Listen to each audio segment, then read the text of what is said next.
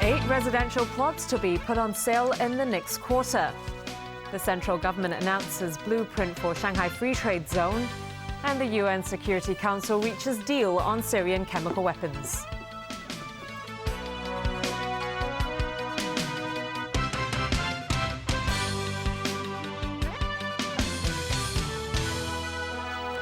Good evening. The government announced today it will put on sale 8 residential plots of land between October and December. The plots are expected to generate 3,300 flats. Evelina Leung reports.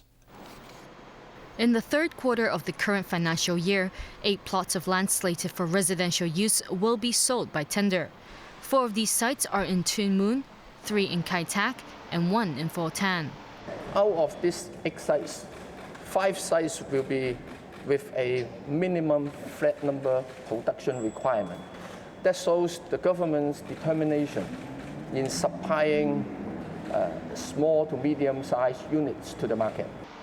The 8 plots will generate 3,300 flats, and about 8,200 units are expected to become available in the fourth quarter of the 2013 to 2014 fiscal year from various MTR projects. Still, questions remain on whether the government's full-year target of 13,600 new flats will be met. The target land supply for private sector of the government is on average 20,000 units a year. This composes different sources: government land sale, railway development projects, urban renewal authority projects, lease modifications, as well as private sector redevelopment. So we cannot just focus on government land sale. Meanwhile, legislators are discussing suggestions made by the Long-Term Housing Strategy Steering Committee to meet Hong Kong's housing demand. The committee has proposed a target of 470,000 new flats in the next 10 years. But some legislators fear this target may not be able to meet the population growth. Your 470,000 is underestimate. In the last LTHS under Mr. Tung Chee-hwa, the figure was 850,000. The population at the time was about 6.5 million. We now have more than 7 million people in Hong Kong. In the past, we had a smaller population and we had less people in a household. Now we have a larger population and more family members in a household. In the past, we needed 850,000, and now you are assessing some 470,000. So, are you trying to say that Mr. Tung Chee-hwa's figures were incorrect? In response, Housing Chief Anthony Jiang insisted the committee's estimate is reasonable. He also stressed the government will strike a balance between building new flats and people's living environment, such as public transport and communal facilities. The public consultation period for the Long-Term Housing Strategy Steering Committee's proposal will end in December. The committee is expected to submit a report to the government early next year. Evelina Lang, TVB News. The State Council today announced its long-awaited plans for the Shanghai Free Trade Zone. Chief Executive Leung Chun-ying stressed Hong Kong doesn't need to worry as long as it grabs hold of opportunities for continued development. 2 days before the landmark Free Trade Zone is to be officially opened, the State Council published detailed plans for the pioneering move to open up this special part of Shanghai. The zone will see freer convertibility of the renminbi, as well as cross-border capital flows and the liberalization of interest rates.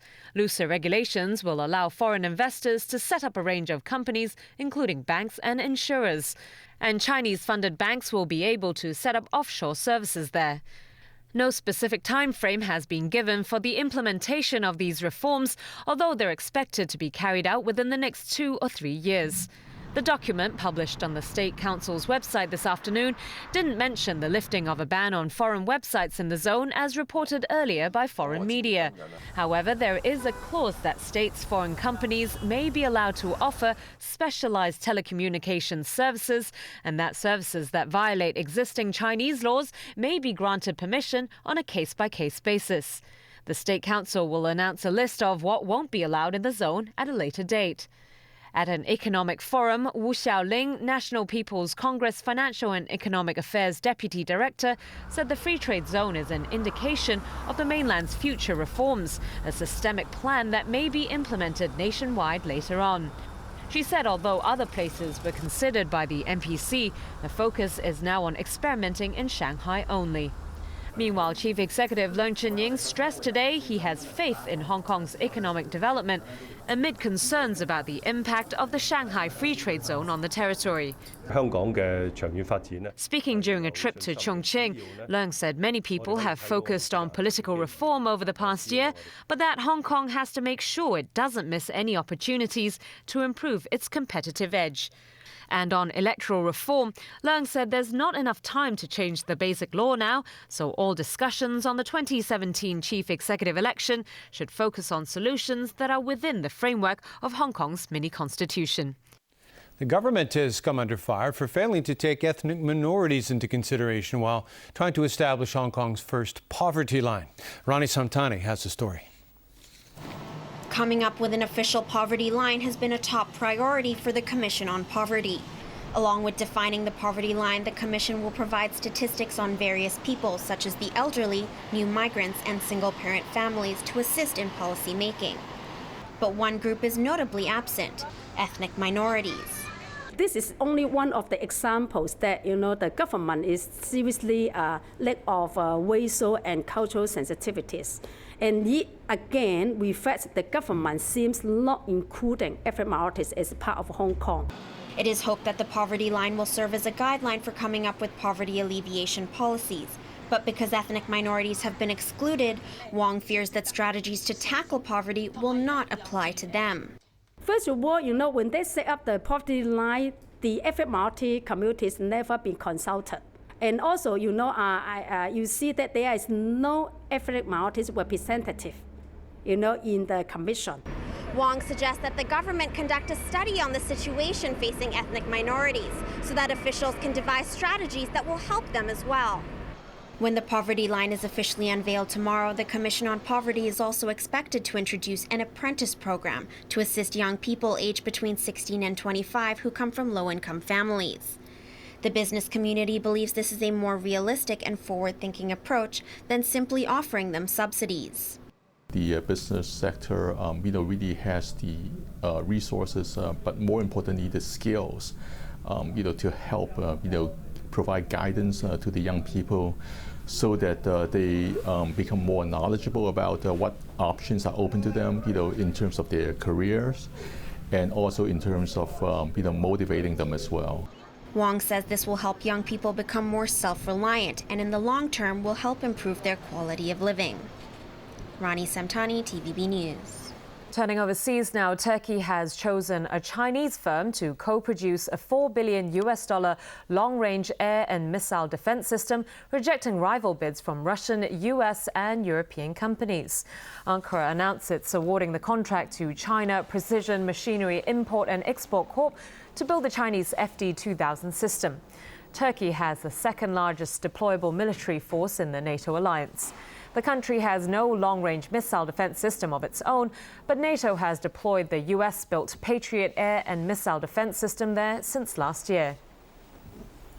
The 5 permanent members of the UN Security Council have reached agreement on a US-Russian resolution to eliminate Syria's chemical weapons. But if Damascus fails to comply, another resolution would be needed to authorize military action.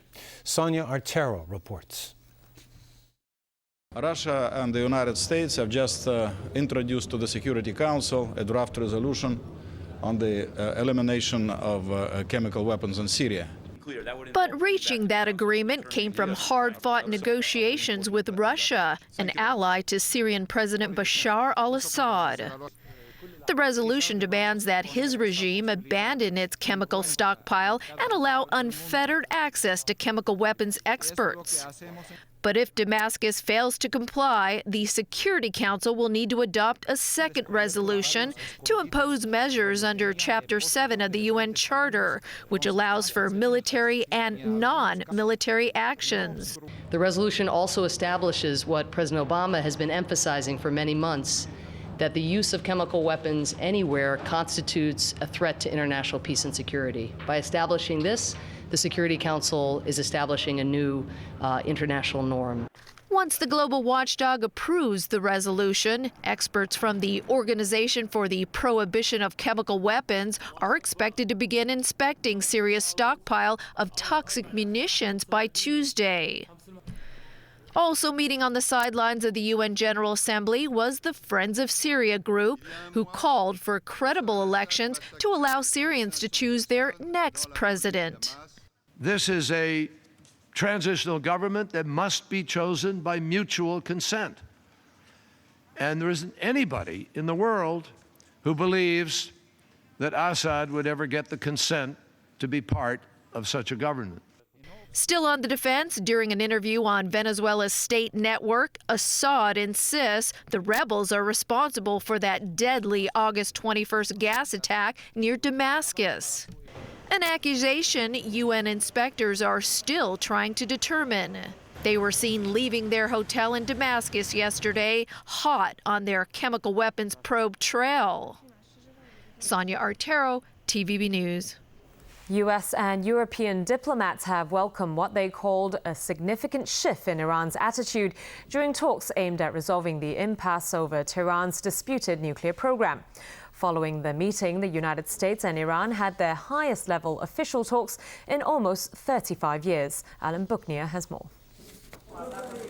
Iran's Foreign Minister Mohammad Javad Zarif met with the foreign policy chiefs of the United States, Britain, France, Russia, China, and Germany.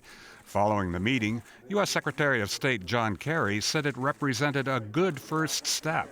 We had a constructive meeting, and I think all of us were pleased that Foreign Minister Zarif came and made a presentation to us which was very different in tone and very different in the vision that he held out with respect to the possibilities of the future.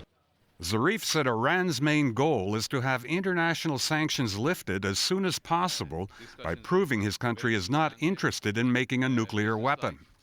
We hope to be able to make progress towards resolving this issue in a timely fashion, based on respecting the rights of the Iranian people to nuclear technology for peaceful purposes, including enrichment, and at the same time making sure that there is no concern at the international level that Iran's nuclear program is anything but peaceful.